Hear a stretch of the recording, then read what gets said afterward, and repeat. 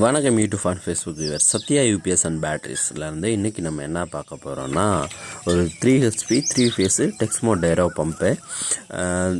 கிணறு வந்து ஒரு 45 அடி 50 அடி கிணறு இருக்கும்.